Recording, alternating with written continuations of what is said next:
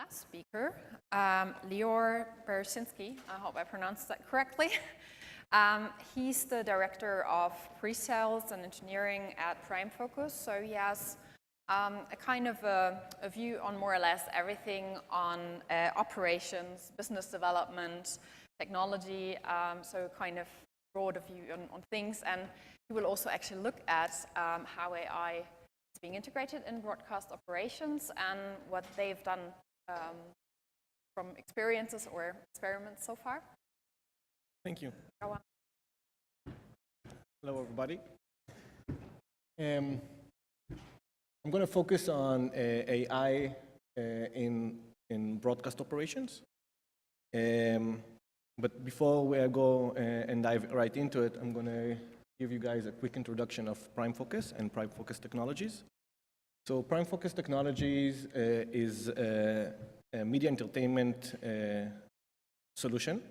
It's a subsidiary of Prime Focus, a global leader in M&E industry services. Our flagship product is Clear, Media ERP, automates the content supply chain, enhance efficiencies, reduce total cost of operations, and help customers realize new monetization opportunities. Clear is native cloud and has been in operation for the last 10 years. Some of the world's biggest broadcasters are using Clear, and Clear is not just a MAM, it's a media ERP. This is just a quick high-level diagram of what we do and how we do it and how we solve particular automation islands and bring them all together. So that's basically the whole idea of Clear, is instead of having multiple automation islands, we come in and give you a consolidated automation platform. That being said, I'm going to walk you through the agenda for today. We're going to talk about AI-led operations, as I mentioned in broadcast. We're going to first talk about metadata and in the enrichment process, story operations, localization operations, compliance, and mastering, and Avadh. So just quickly to walk you through my first slide. Basically, what we are showing here is an acquisition process for content, and as it goes through what we are already familiar with, some hierarchical metadata of an asset and the essences of the assets, and maybe virtual segments of that asset. Each and one of them might have its own metadata model inherited back and forth to the asset. Adding some AI metadata on top of that, sorry, technical metadata, AI metadata, some QC metadata, and cataloging metadata, more or less gives you a whole process to enrich the metadata of your acquired content.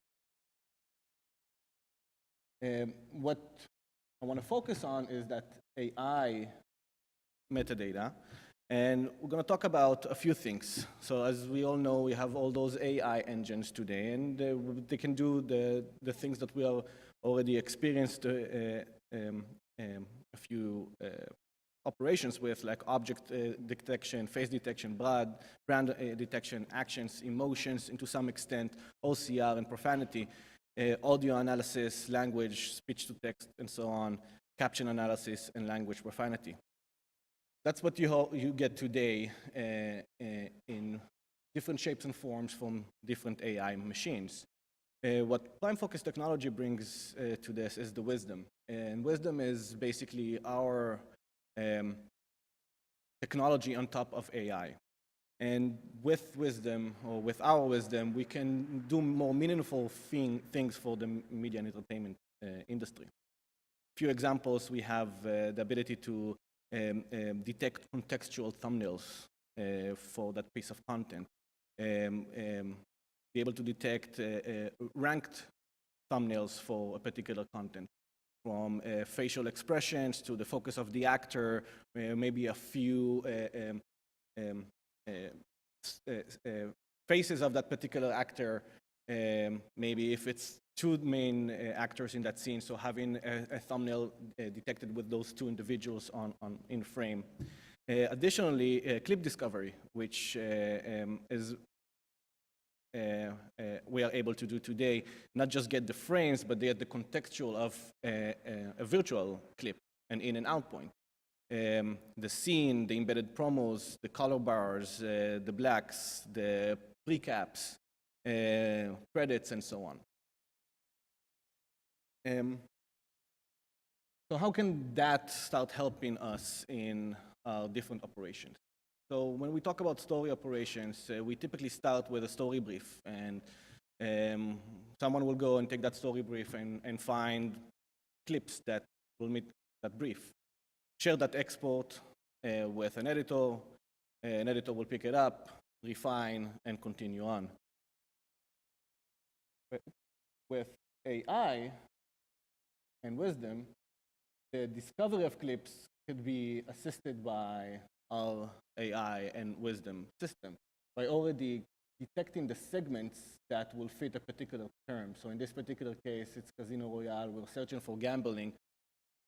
Our MAM system, using the power of our AI solution, provides us a list of clips, which we can quickly go and build our timeline and then share the export.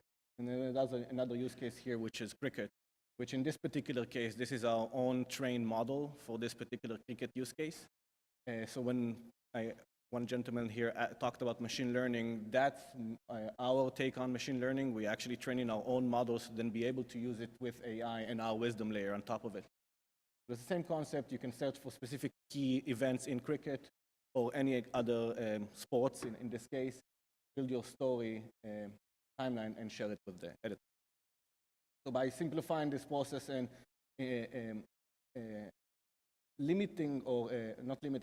enhancing the discovery process and giving you tools to be able to build your timeline, AI was used for this particular use. Another operation or another use case is localization. And with localizations, there's a few verticals we can talk about. Wisdom-led subtitles production from transcription, translation, timing, and profanity. If we really look at the first grouping, which is speech-to-text and language translation, more or less the world have accepted that English, Spanish, and Portuguese are quite stable today in speech-to-text and language translation. So Prime Focus Technology is moving forward to embed those as part of their product. Profanity, determine profane words based on the context, which is very key here, because in specific locations in the world, a profane word will not mean the same. So based on the context, to be able to detect those. Live transcription, which seems to be the majority of solutions today are going with re-speaking, which is a person that listens to the live event, re-speaks the audio to a microphone. That microphone is connected to a text-to-speech system and gives you a 99% accuracy in transcription. And timing and retiming, which with a given transcript, QC transcript, we can create time code for that particular transcript. Compliance mastering AI-led process is typically focused on the compliance detection side. Find the compliance issue, tag them, and then share it with an editor. Prime Focus Technology is already doing that portion of compliance detection, and they are more focused, and we are more focused on the video mastering side. We feel like a lot of people and a lot of companies are talking about the compliance review side and not a lot about video mastering and EDL generation. And there's a motivation behind it. Based on some analysis that we have done in the past, we came up with some numbers that aid us to make some decisions and move forward. In this particular case, you can see that everything that I highlighted in red are areas that we feel that AI can help. And one that's not highlighted is the one that's more challenging, because typically zoom shift is something that you need to do to be able to avoid a particular object in the scene. If it was a violent scene and you want to zoom into the other side of the scene to be able to avoid that particular violent action. But in respect to those 4 areas, the beeps, the overlays, the blurs, and the simple cuts, we feel like AI today can automate and find those cues and do the edit and provide you an EDL. So for example, within a timecode range, I want a specific disclaimer to appear on TV because there was a smoking event. So by getting this from the compliance AI or compliance user, our system can detect the starting point of that smoking scene and the ending point of that smoking scene, and in the EDL provide the edit to put the overlay on or disclaimer on with the text that you need. But this could be extended to profane words. We can add the beeping to the audio, the starring to the text, and if needed, the cut to the video and the text. So breaking this down a little bit more, sorry, I'm flipping here between my notes. There's 3 dimensions here. We have the audio dimension, the video dimension, and the closed captioning. And given a clip with the approx timecode, generate an accurate EDL for further automation and tutorial. So as I mentioned, word mutes, determine profane words, and precise duration for the mutes apply across all languages dubbing.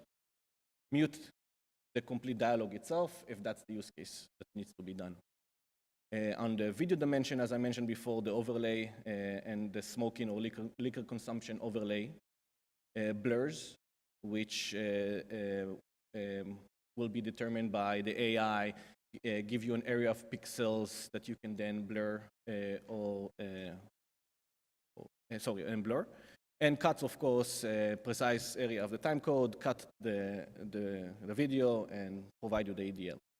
Same concept with the text dimension, profane words based on the context, as I mentioned before, apply either cuts or star, and additionally regarding retiming, offset of subtitles appropriate based on cuts. So if I had an edit and I need to retime, I can do that.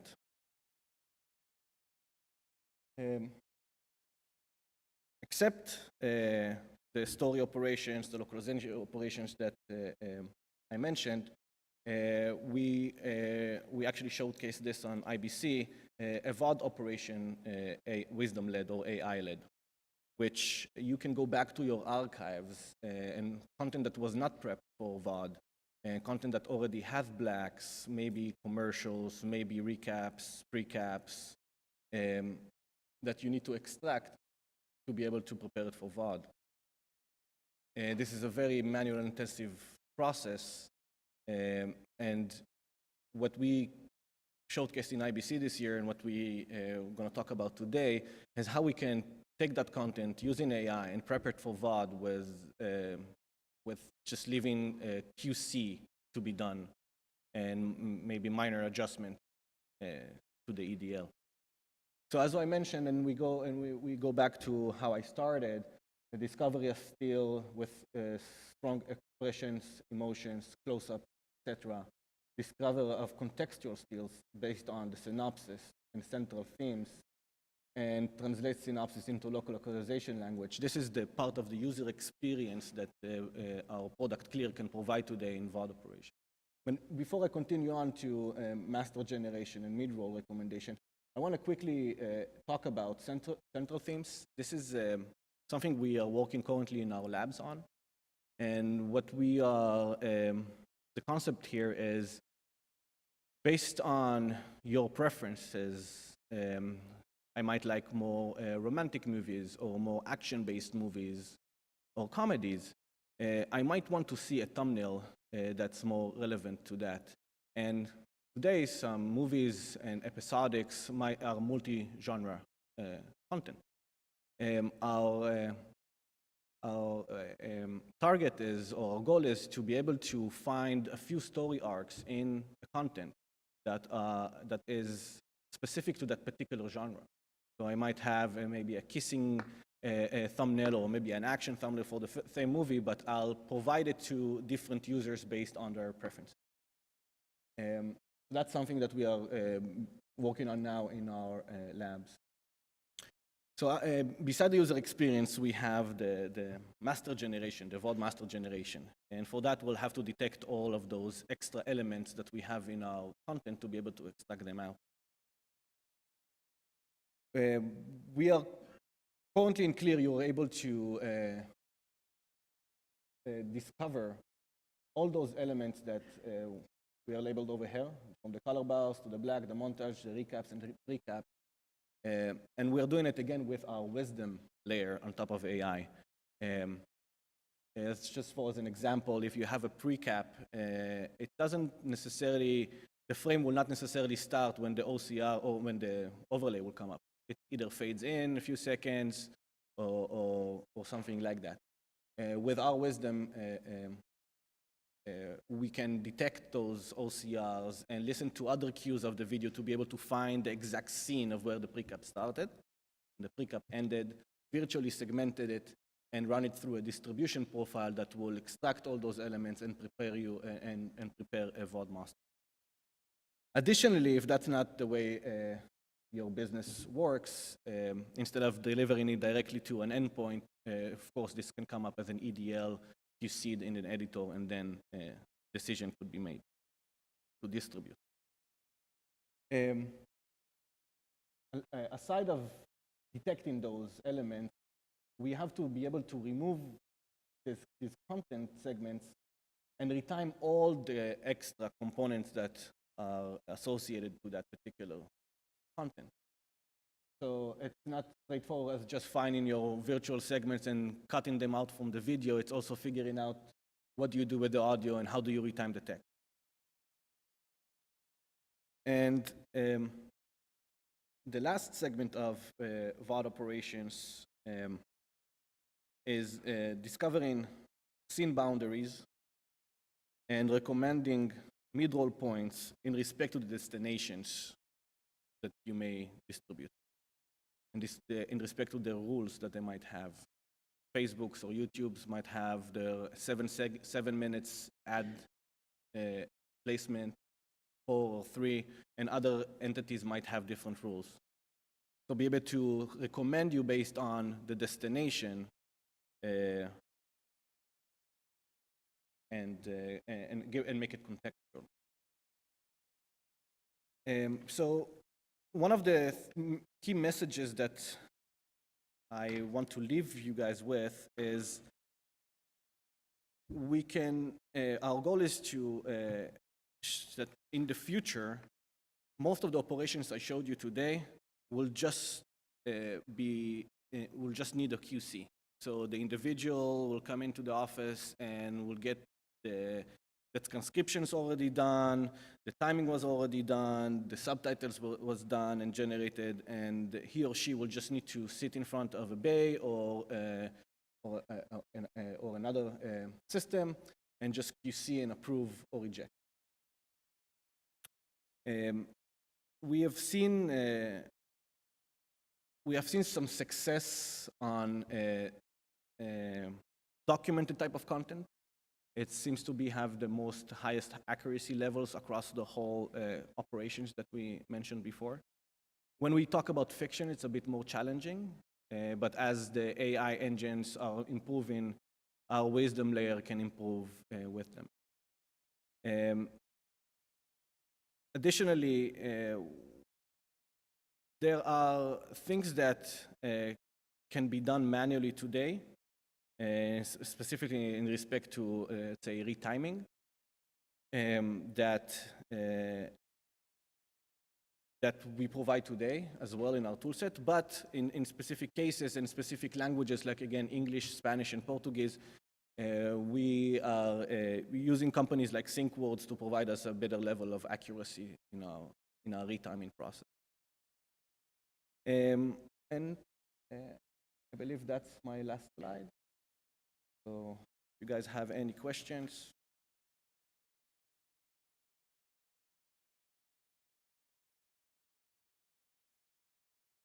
No, I'm standing up again.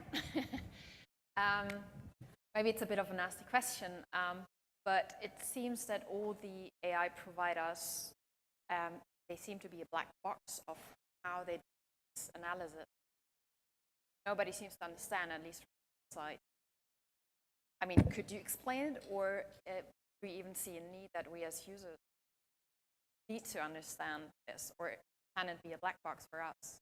You just connect the API and it's magic. It's a great question. So this is more or less the way I can explain that, and I'll take a stab on it, is through our wisdom layer, what we created as wisdom, because that's what we put on top of what AI is today. And our wisdom layer is basically a logic layer that takes different decisions that were made by AI to build a logical decision based on all those events and cues so that you can make an action in your system. So let's say you have a vision AI process, an audio, textual, and you get different answers from all of them.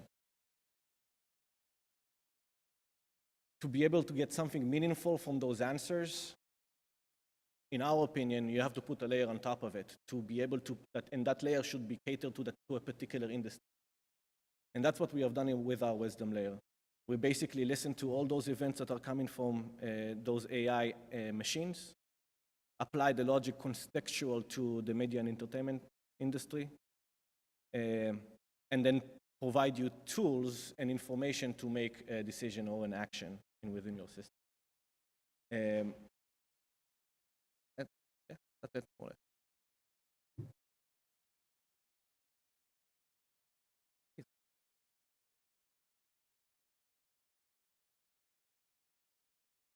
My name is Hongyu Zhang. I came from Hulu. I work as a software engineer over there. One of the applications that I can see from your talk is that in Hulu is that to curate the transcript or the captions of videos we produced or we prepared for our platform. Because one of the common tasks for the QA engineers here in Hulu is that they have to make sure the caption matches the video because they came from different files. When we prepare them, they have to be matched like in sync, the time series or the accuracy. So what kind of application or AI tools you think most suitable for such kind of things to replace human effort? So as I mentioned before, we actually utilize a company called ThinkWords. And ThinkWords basically have a technology that by listening to the dialogue and reading the text, they can match the timing perfectly. Yeah. But it's very important to understand that there's only a few languages that this can be done today. And the other languages, unfortunately, still need to be done manually. That's fine. Most of the contents are English speaking. So probably people like me have the accent, how accurate is that can be? On English, Spanish, and Portuguese, we're getting around between 95 to 99% accuracy. I think that's enough because we only need to track the synchrony of the and the world is moving forward to be able to stabilize the rest of the languages. We can see it on our phones today. Even me with a thick accent, the phone understands me very well. So we can see that English is quite stable today, and it's going to go down to the rest of the languages. Cool. Thanks. Thank you.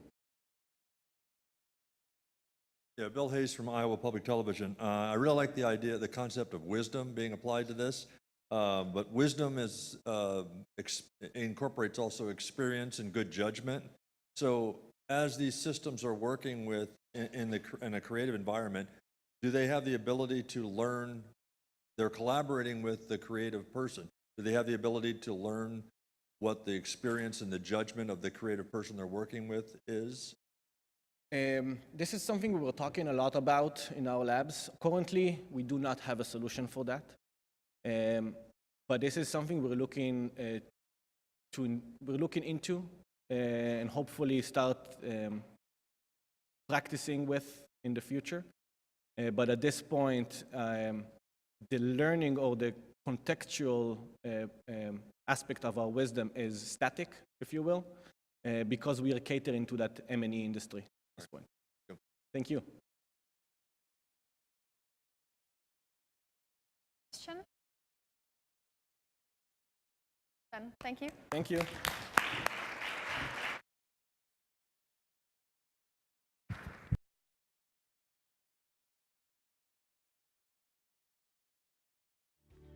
Thank you for watching. If you enjoyed this video, please tap the like button and also subscribe to our channel to receive notifications when we add new content. For more information about us, please visit SMPTE.org. We'll see you next time.